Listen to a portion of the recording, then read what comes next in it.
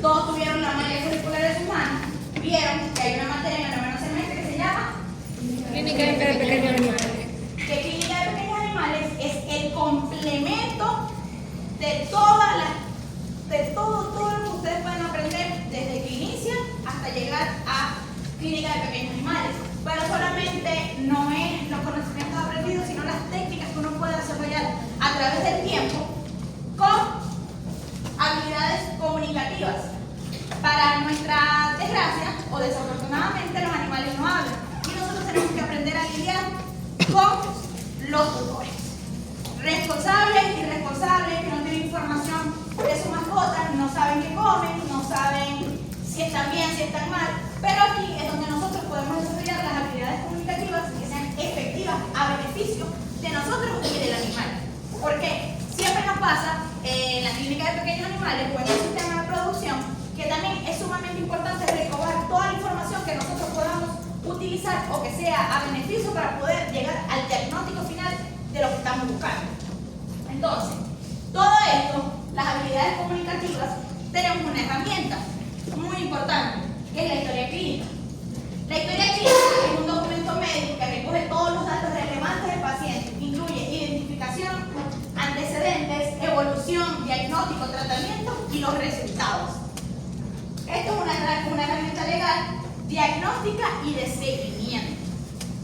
La historia clínica es cuando nosotros llamamos a alguien aquí, a ver, ¿ha llevado su perro al veterinario? Sí. ¿Tú? Sí. ¿Qué te pregunta el veterinario? Sí, ¿cuál ha sido su evolución? ¿Qué ha hecho? ¿Cuál es el método de pago? ¿Cómo le voy a pagar? ¿Lo has llevado en caso de enfermedad? En caso de enfermedad. Entonces, aquí, en estos casos, llega un paciente enfermo, que es lo primero que nosotros debemos hacer como médicos veterinarios, abrir la historia clínica de ese paciente. Empezar a hacer la entrevista al tutor. Cada dato aquí es importante. Porque, ¿qué pasa?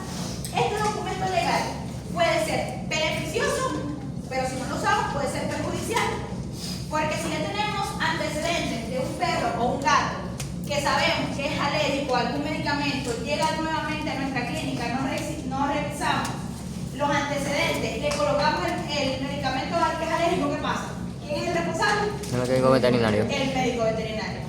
Ahí no va a ser responsabilidad únicamente del tutor, porque es que ya es un paciente que tiene antecedentes, que es un paciente ya que tenemos que tener seguimiento en nuestra clínica. Si es un paciente nuevo, que pasa mucho también, que el tutor puede ser que nunca le haya administrado ese medicamento y no sabe que es alérgico. Pero es el medicamento que nosotros sabemos que puede servir para el diagnóstico que estamos, sea presuntivo o el diagnóstico definitivo que nosotros creamos. Puede ser caso Luna Golden de 12 años. Luna tiene 8 años sufriendo de problemas de cadera. Pero Luna llegó con la tía. No con su mamá perruna, sino que llegó con la tía porque la mamá estaba de viaje. La tía no dijo que Luna era alérgica a los esteroides. Y problema de cadera, te colocan esteroides. ¿Qué hizo el veterinario? Colocarle esteroides a Luna. ¿Y qué pasó con Luna? Tuvo una reacción alérgica. Pero ¿qué pasa? El veterinario no vio que Luna tenía su historia clínica, donde podía tener esa información y evitar la reacción alérgica de Luna. Entonces ahí es donde el veterinario tiene que ser sumamente habilidoso con la comunicación que tenga con su tutor. Porque ¿qué pasa? Nosotros cuando tenemos un animal en nuestras manos, ya está en nuestra mesa, la responsabilidad siempre va a caer sobre nosotros. Por eso la importancia de la comunicación efectiva entre el veterinario y el tutor. Los fundamentos de la historia clínica: tenemos un documento legal que tiene un registro completo y una base diagnóstica. Para poder a veces dar un diagnóstico definitivo, nosotros tenemos que llenar todos los datos que nos pide una historia clínica. Entonces tenemos el registro completo, que aquí documenta toda la vida médica del paciente desde su primera consulta. Hay animales que sus tutores solamente los llevan cuando están enfermos. Hay otros tipos de casos que tienen su historia abierta desde consulta previa, casi que de niño sano, porque empezó con las vacunas y tiene los antecedentes completos de esas mascotas. Pero hay situaciones como la que me está diciendo ella, que lo llevó porque estaba enfermo. Ahí ella tiene que darle toda la información que pueda al veterinario. Y esto es un documento legal, es obligatorio según la normativa veterinaria vigente. Todas las clínicas deben manejar una historia clínica. Los componentes esenciales de una historia clínica son la información del paciente, los datos del propietario, el historial médico y el motivo de la consulta. Esto es lo más importante cuando nosotros empezamos la comunicación con el tutor. Entonces, tenemos que la anamnesis es la entrevista que nosotros hacemos con el tutor y le decimos ¿cuáles son los hábitos diarios de tu mascota? A veces se nos presentan situaciones de que el perro cambió de comportamiento y no quiere comer. No hemos cambiado de alimento, no hemos cambiado de esto, no hemos cambiado, sigue tal, pero cambiaron de casa. Se mudaron. Se mudaron y para la casa que se mudaron hay 3 perros más. Entonces, lo que puede estar pasando, o sea, hay un cambio de comportamiento, hay un cambio de espacio en el perro del lado y ocurren estas cosas, que puede ser algo médico o simplemente el cambio de comportamiento por la mudanza. Pero son los hábitos diarios, las rutinas, el nivel de actividad, la interacción con otros animales y las personas. Los síntomas observados, cambio en el apetito, energía, comportamiento y cualquier síntoma de malestar o dolor. Esto pasa mucho, el tema de la energía, que a veces llegan al veterinario los animales y dicen, no es que mi perro corría toda la tarde, pero ya no está corriendo, algo está pasando. En el caso de los gatos, es diferente, y el que tenga gatos lo sabe. Los gatos, para que haya un cambio de comportamiento, es distinto, o sea, es más difícil verlo, a no ser que sea un gato que tenga un comportamiento específico, todo, pero todos sabemos aquí que las mascotas de los gatos somos nosotros. O sea, ellos no es que ellos son las mascotas de nosotros, no, nosotros les servimos a ellos, o sea, ellos hacen con nosotros lo que les dé la gana.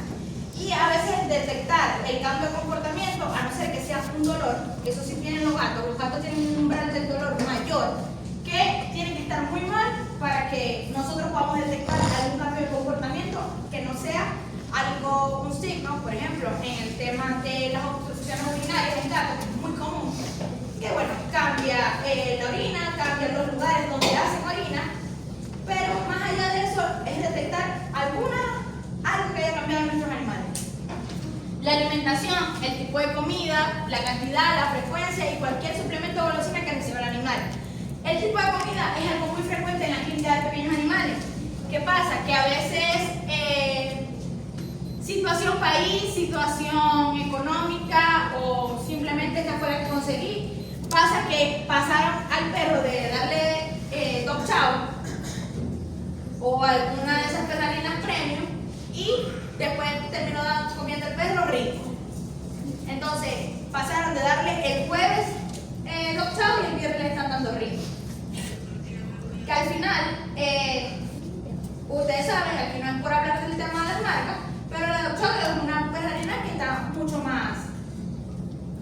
Bueno, no quiero hablar de marcas porque eso es instante, pero bueno, hay muchas cosas que pasan con esas perrarinas. Pero al final, el tema de la perrarina, todo tiene que ir por un cambio. No es hacer un cambio drástico de alimentación, sino ir suplementando, colocando poquito a poco para poder hacer el cambio de alimentación. Y esto es lo que se nos presenta. No quiere comer, le ponemos esto, pero ya va, algo pasó. Claro, le cambiaron la perrarina. O un perro que está acostumbrado toda la vida a comer perrarina y de repente le van a dar alimento crudo, también hay un cambio en ese tipo de comida. Tenemos los cambios recientes, que es lo que les decía del tema de las mudanzas, nuevos miembros de la familia, cambios en el entorno familiar o en la rutina diaria que puede haber afectado al animal. Y tenemos los antecedentes médicos, que son las enfermedades previas, cirugías, que eso lo llevamos nosotros en la historia clínica. La anamnesis, como les decía, es una entrevista detallada, donde nosotros colocamos los cambios comportamentales y la cronología precisa de todo lo que ha vivido el animal. Entonces tenemos la historia clínica, que es el documento, y la anamnesis, que es la entrevista. Son dos cosas diferentes. La anamnesis es parte de la historia clínica.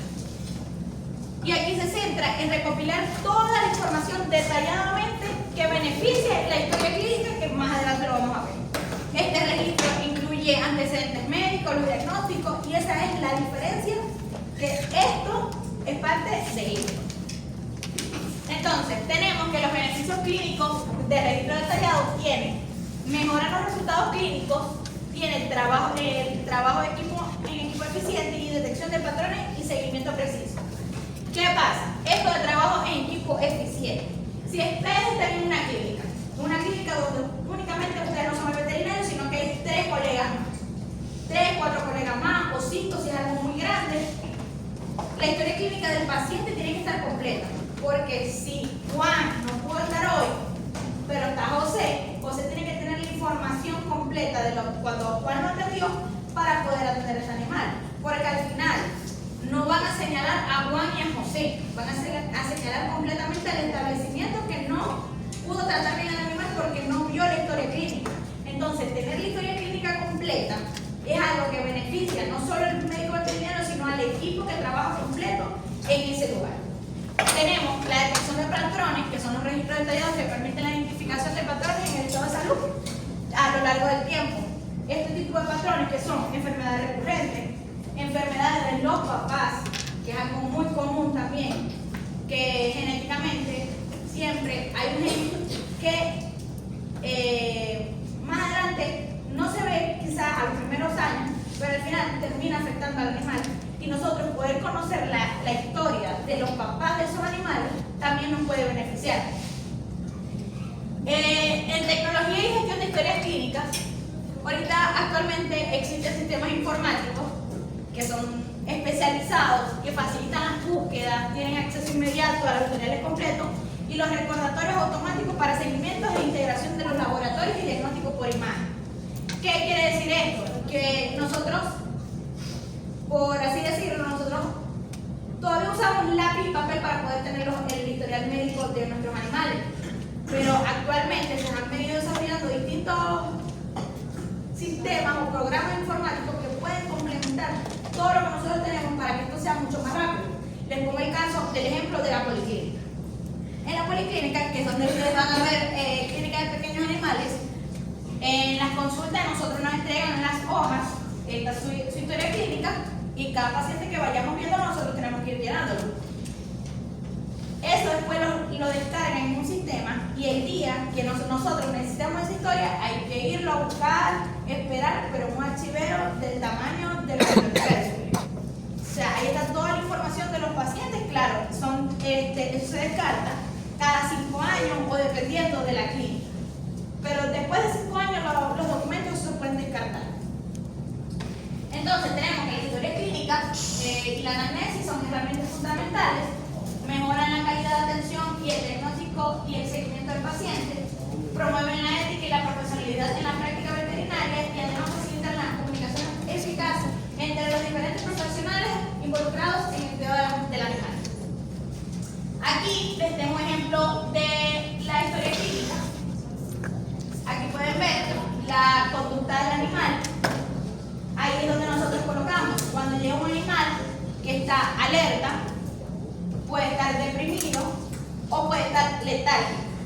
Eso depende de la condición en la que se encuentra el animal.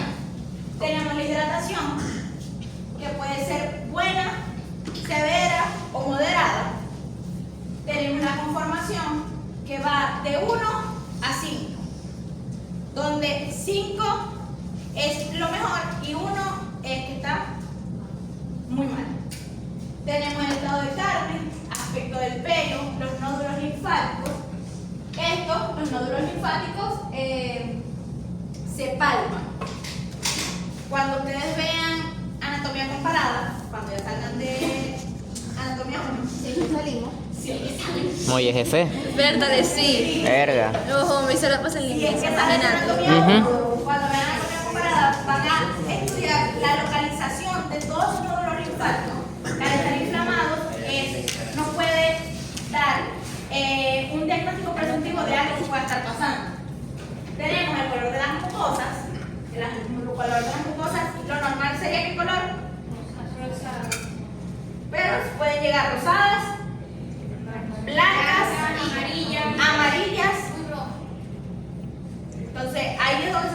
esta información. El aspecto del pelo, pulso y la temperatura. Esto es sumamente importante. A veces nos pasa que decimos que la temperatura no es importante, la temperatura es importante. El perro no habla, el gato no habla. Entonces pasa que los tutores dicen, la nariz la tiene seca, tiene fiebre. Le toman la temperatura, no, pero la nariz la tiene seca, y porque tiene la nariz seca y ellos dicen que tiene fiebre. Entonces le toman la temperatura y está en 36, 37, normal. Pero está pasando algo más, que es lo que nosotros tenemos que investigar. Tenemos piel y anexos, oídos, ojos, tubo digestivo, el aparato respiratorio, sistema cardiovascular, vías urinarias, órganos genitales, músculo esquelético, sistema nervioso, glándula mamaria y los exámenes complementarios para poder determinar un diagnóstico presuntivo de alguna enfermedad. Entonces tenemos en piel y anexos.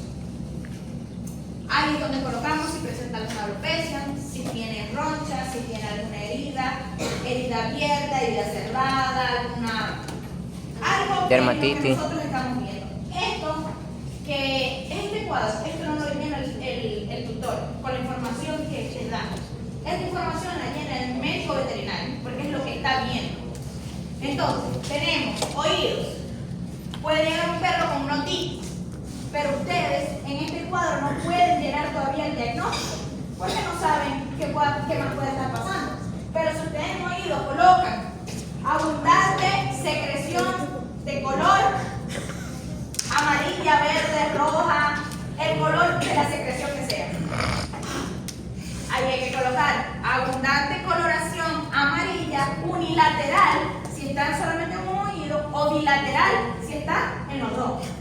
En ojos también presencia de lagañas, presencia de algún cuerpo extraño. A veces pasa que no sabemos a qué nos podemos enfrentar y pasa que, bueno, a veces llegan casos de casos. Al otro grupo les estaba contando que a nosotros nos dio un caso hace como unas 2 semanas. Un perro que se cayó de una platabanda y lo atravesó una cabilla. El perro está vivo. ¡Qué bonito! El perro está vivo, afortunadamente no le tocó ningún órgano vital, pero son situaciones que al final se pueden presentar y que la historia clínica a veces se queda corta, porque ¿cómo especificamos? Lo atravesó. Un perro no atravesó una cabilla. Entonces, son situaciones que al final nadie aquí está preparado para todo lo que pueda enfrentarse en la clínica de pequeños animales, y no solamente en la clínica de pequeños animales, sino también a los que van a trabajar en grandes animales. La información que ustedes pueden obtener es información vital para ustedes. Y les pongo el ejemplo del sistema de producción.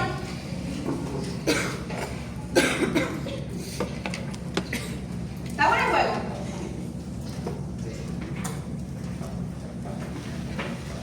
Si quieres salir a jugar, yo no tengo pelo. Allá está más fresco afuera, para que no sudéis, está igual. Me decís si te abro la puerta o te vas a quedar. Yo se los dije, yo no tengo ningún régimen militar aquí con el tema de los peligros. A cualquiera se nos puede presentar una emergencia, pero para estar jugando yo creo que es bastante. Una cosa es poner un mensaje y otra cosa es estar jugando. Entonces, proseguimos. Bueno, el tema del tubo digestivo. El tubo digestivo inicia desde la boca del animal.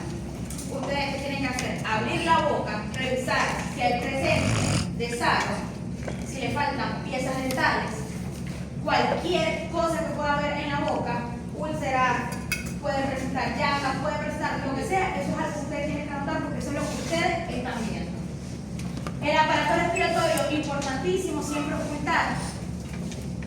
Son cosas, detalles que al final para nosotros es sumamente importante. Nosotros, y les hablo en el caso de nosotros en el Zulia.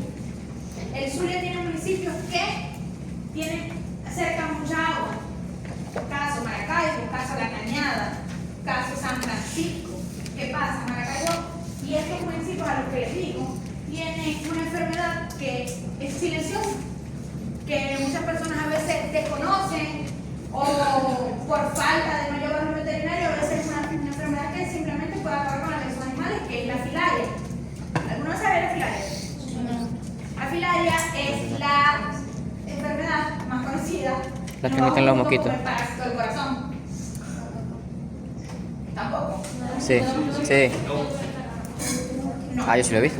La filaria es el parásito del corazón que es transmitida por Por los la mosquitos. picadura de un mosquito. Y por eso es que les hablo del tema del agua. En las zonas costeras siempre abundan los mosquitos. Y por eso es donde se presentan este tipo de enfermedades silenciosas. ¿Qué pasa? La filaria tiene una característica. La filaria No mata. llega al corazón, pero primero agarra los pulmones. Ella se disemina a través de los pulmones. Ahí ya empieza a crecer el parásito.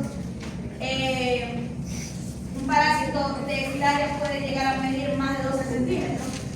Un solo parásito, imagínense cuando abren el corazón y consiguen todo eso lleno de parásitos. Parece un plato de espagueti. Son este parásito que agarra Es mentira. o afecta el aparato respiratorio principalmente. Entonces ahí es donde el médico veterinario tiene que entrar a ocultar y a escuchar. ¿Ah? Bueno, hasta ahorita sí. Pero hay un parásito parecido en los humanos, ¿cierto? Es el que por más que uno coma nunca... La solitaria. La solitaria. Pero eso.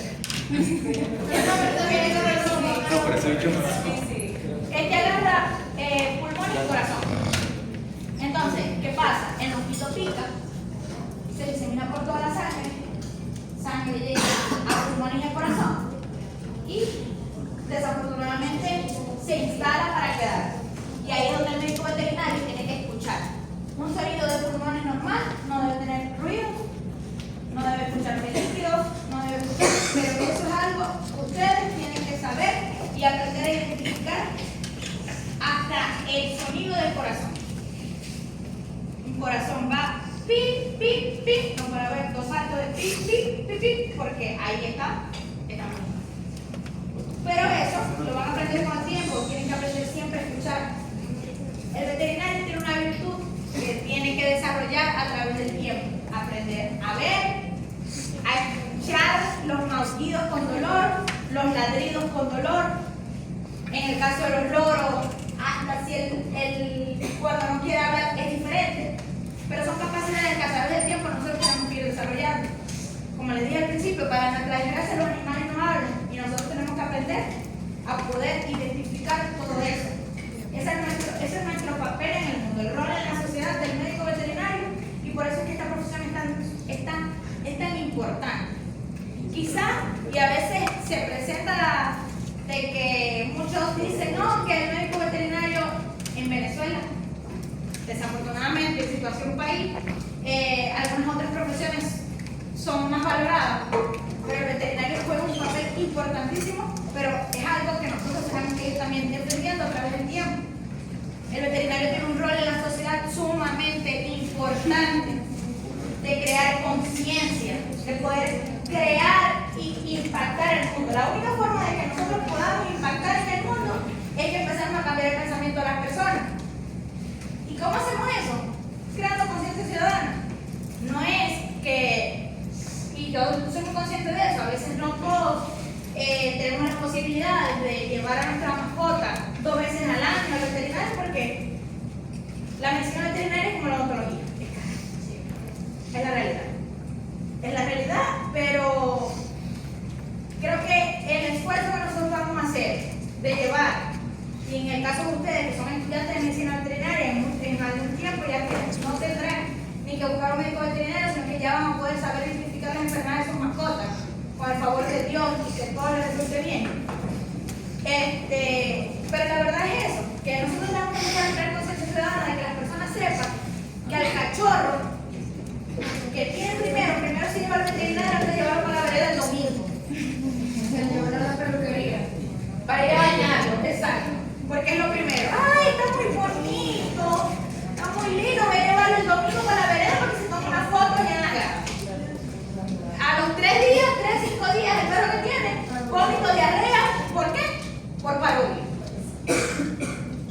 Entonces, al final, nosotros tenemos una responsabilidad, más allá de eso, que siempre nos van a decir, no, ustedes son unos metidos, no importa.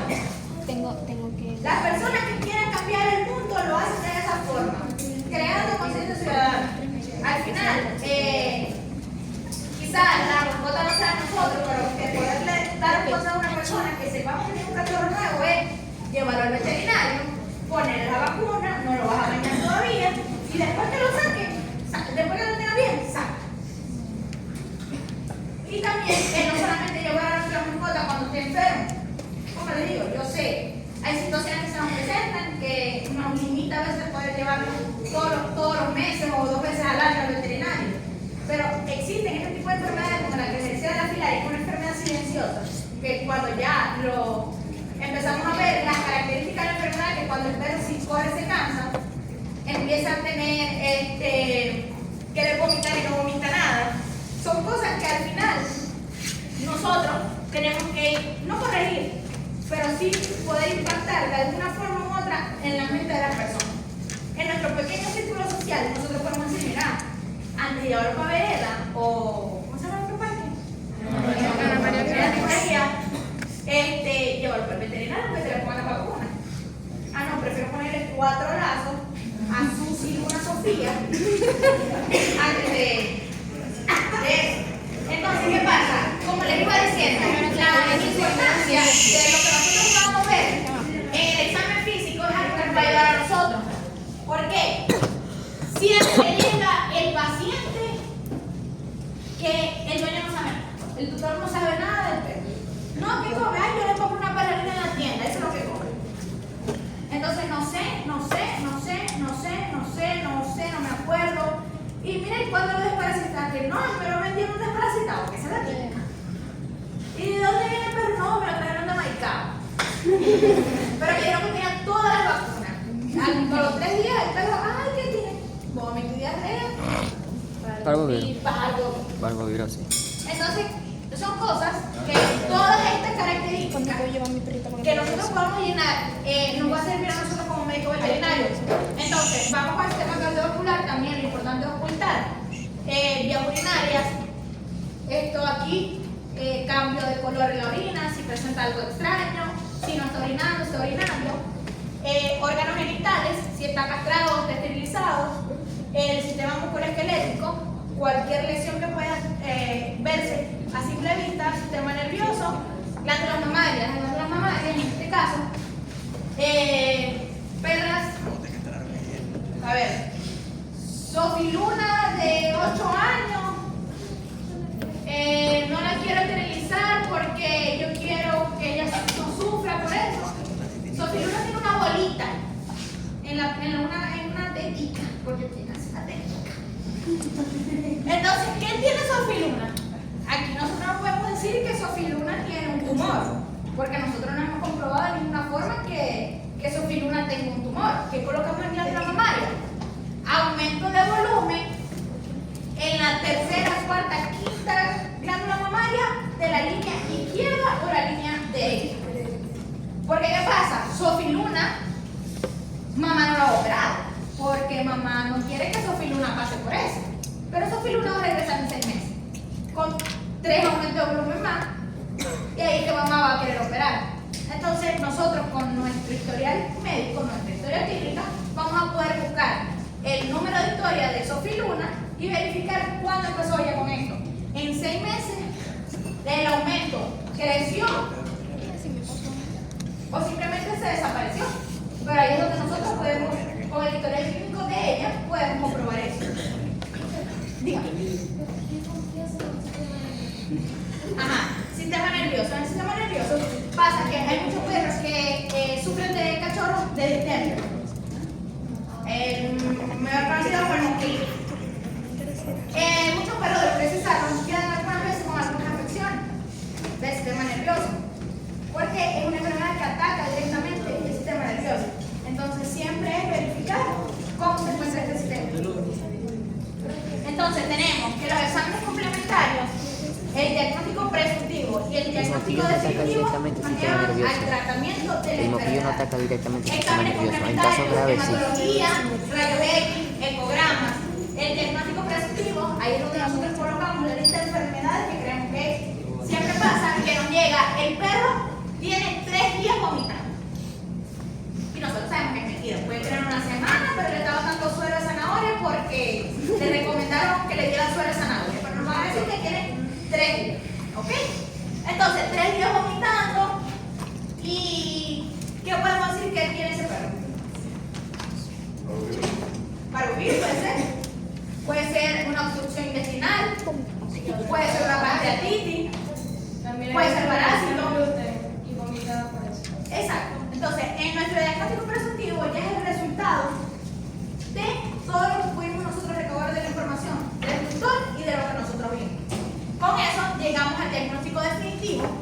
sea la enfermedad que sea, y aquí es donde influye mucho la información. Porque, por ejemplo, a ver, otro nombre muy común, perro, Max. Max, cachorro, husky, traído de Maicao. Común, súper común. Ah, no, bueno, vamos a hablar otro, mejor. No. Fui para Mérida y me metieron un cuchillas en $25 y lo compré. Verga. Entonces, diagnóstico definitivo. Max lo traje de Mérida. Max no tiene ninguna vacuna. Ni una sola vacuna más. Entonces Max tiene evacuaciones de 3 días, evacuaciones blanquecinas. Ahí tenemos un diagnóstico. Pero cambia de ser una enfermedad viral a una obstrucción porque sabemos que Max no tiene vacuna. Cambia los exámenes complementarios que le podamos hacer a Max y una obstrucción a través de un ecograma y podamos dar un diagnóstico definitivo. Toda esa información es sumamente importante, por eso cada detalle que ustedes crean que es importante es algo que ustedes tienen que preguntarle al tutor. Y esta es la conversación buenísima. Profe, una pregunta. Las vacunas de los cachorros se ponen a los 3 meses, ¿cierto? ¿Cómo? A los 3 meses. La vacuna de la cachorro se Sí. coloca a partir de los 28 días. Se coloca la PUPIDP, que es la primera vacuna que se coloca, y de ahí empieza el ciclo de vacunación. PUPIDP es la primera vacuna que se coloca a los cachorros a los 28 días. Después quedan colocándole la sextuple y el refuerzo anual. Eso es algo que, bueno, les digo, ¿cómo les quiero buscar las palabras adecuadas? Eso es lo que se está implementando ahorita. En algunos años eso puede cambiar. Una de las clases que yo tuve la semana, hace 3 semanas, no estaba aquí, nosotros tuvimos la oportunidad de ir a un congreso que se hizo en Valencia, de medicina veterinaria, un congreso, el Congreso de León, que ese congreso se ha hecho en 14 países y primera vez que estaba en Venezuela, tuve la oportunidad de ir y bueno, casi que salimos desmoralizados muchos, porque la misma tema país, tema Venezuela, de alguna forma u otra nosotros tenemos un retraso de muchos años, de mucha información, que ahí es donde nosotros nunca tenemos que dejar de estudiar, nunca. O sea, lo que nosotros creíamos con el tema, por ejemplo, de la desparasitación, ya en otros países la desparasitación se hace cuando se compruebe qué parásito hay. No es el mismo desparasitante para todos. Entonces son detalles que al final nosotros tenemos que seguir estudiando para poder llegar a un diagnóstico definitivo. Todas las preguntas son importantes, pero va a depender de nosotros hasta dónde queramos llegar. Al final, la responsabilidad de lo que pasa con ese animal es responsabilidad de nosotros, después que nosotros le demos un tratamiento.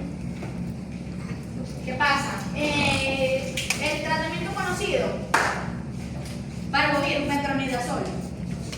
Ya el metronidazol no se está usando en el resto del mundo, solamente lo está usando en Venezuela. Entonces, son cosas que al final a nosotros tenemos que seguir investigando, seguir aprendiendo, seguir buscando información, y no solamente en la clínica de pequeños animales, sino también en los sistemas de producción. Nosotros cuando lleguemos a una hacienda, una finca, un sistema de producción, nosotros no tenemos que dejarnos llevar solamente por lo que veamos, sino buscar. Mira, ¿de qué se murió la última vaca? Y el dueño siempre va a decir, aquí no pasan esas cosas. No, nosotros debemos buscar al capataz, al que pasa todos los días ahí metido. Mira, ¿cuándo se murió aquí? ¿Cuándo fue la última vez que vacunaron? ¿Cuál fue el último parásito que supimos que dio aquí? Todas esas cosas son importantes para el médico veterinario. Porque después que nosotros estemos dentro de la granja, la responsabilidad va a ser del veterinario. Ay, no, la vaca se empezó a morir porque tal, pero nadie había dicho que se habían muerto 5 más antes de que yo llegara. Entonces, ese tipo de información, no solamente en la clínica de pequeños animales, es importante, sino en todas las áreas en las que ustedes vayan a trabajar. Claro, como les digo, el tema de las especialidades, los que se quieren ir por una exótica, porque y no estudiar aparte, sino buscar cómo poder complementar eso, porque aquí, yo se lo dije, aquí hay sí, eso es una electiva, sí, es una materia electiva que la pueden ver más adelante, que es fauna silvestre, la del profesor Helio, pero es la única materia que van a ver ustedes que pueda tener algo de la fauna exótica. Pero con todo lo que nosotros podemos ver en perros y gatos, imagínense que llega un loro. Y a veces, a mí me ponen un loro y yo me voy. O sea, simplemente no tengo porque que realmente uno no puede ponerse a inventar. O sea, es la realidad. Pero ¿qué podemos hacer nosotros? Buscar a alguien, llenar la historia clínica, decir, tiene esto, pero está perdiendo las plumas cambiaron de color, no quiere comer, no quiere esto, y bueno, el tema del trabajo en equipo, si hay un colega que sea especialista en esto, entregar la historia clínica, bueno, mira, esto es lo que yo puedo, la información que yo puedo recaudar, de lo que me dijo el tutor. Entonces, la importancia de la historia clínica para cualquier médico veterinario es sumamente importante. Ahora,